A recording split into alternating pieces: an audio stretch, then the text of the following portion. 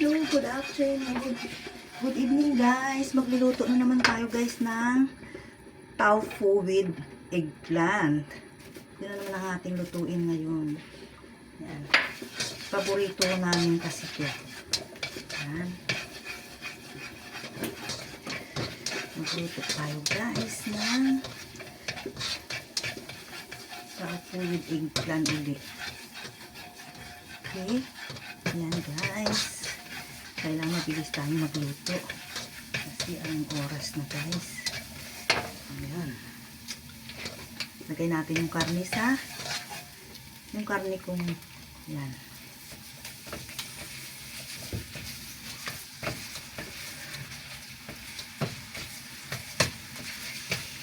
Lagay natin yung karne natin.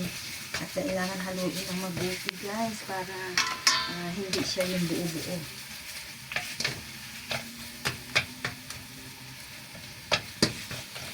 Nilagyan yung karne ko kasi yung medyo may taba-taba ng konti para mas masarap siya guys.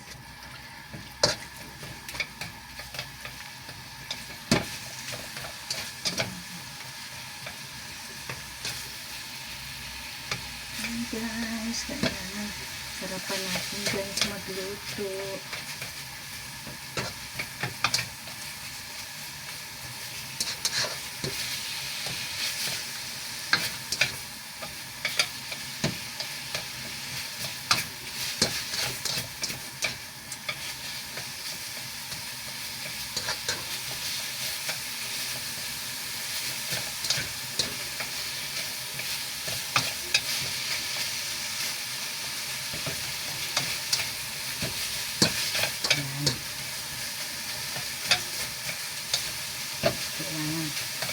Hindi siya buo-buo yung karne na pinagtad ko muna yung karne.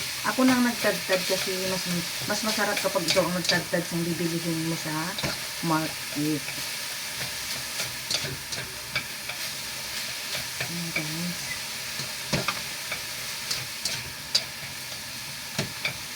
Hanggang magdami yung maluto na mabuti yung karne na lalabas yung kanyang oil. Para yung oil niya guys, yan guys.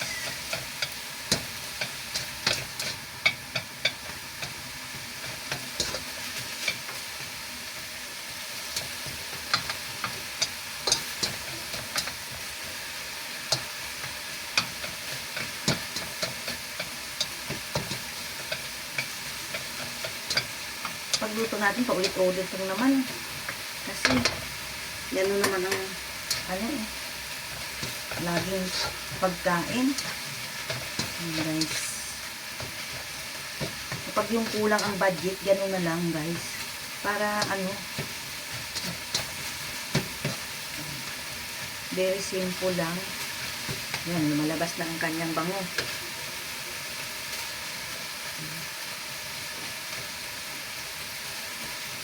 Kailangan palabasin muna natin yung kanyang oil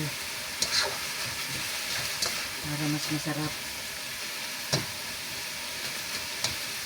Ayan guys. Tapos, lagay na natin yung ating hiniwa na bean curd. Ayan. Lagay na natin yung hiniwa. Cube-cube lang siya. Huwag mo naman malalaki at hindi naman maliliit.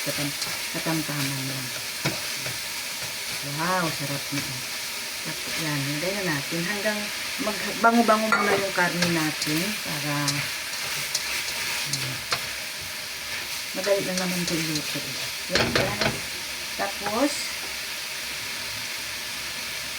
instead na i-fry mo yung eggplant, huwag nang i-fry, steam mo na lang para hindi siya mamantika masyado. Kasi dati pina-fry ko siya, sobrang mamantika. Kasi kumakain siya ng sinisip-sip niya ang oil. Kaya, yung steam ko lang siya. Ihalo mo na rin siya, guys.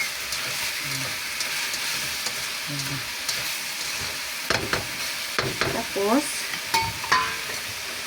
yung ating mapo tofu na sauce, lagyan mo siya ng sugar, cornstarch, at kunting tuyo. Huwag na ang asin kasi maalat na ito kasing na itong mapo tofu na to. Maalat na kasi siya. Kaya huwag na siyang lagyan ng ganun lang, guys.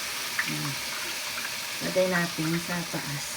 Tapos after 3 minutes, okay na yan. Pagtakpan muna natin para maano.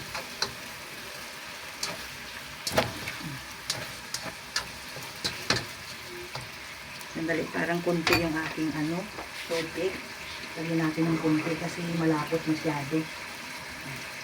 Lagyan natin ng kunti. Huwag masyado kasi malapot. Pangit. Yan. Takpan lang natin guys. Mga lang siya. 2 minutes lang. Okay na yun.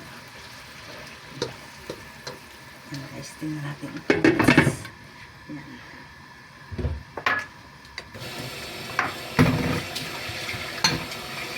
Mga 2 minutes lang guys.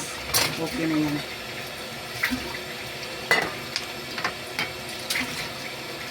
Kasi luto na sila eh. Luto na silang lahat. Kaya hindi na kailangan tagalan pa sa apoy.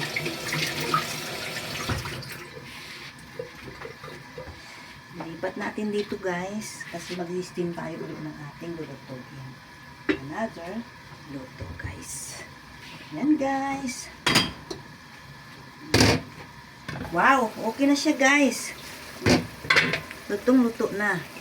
Yan. Tikman natin kung masarap. Wow! Tikman natin kung ano na ang lasa.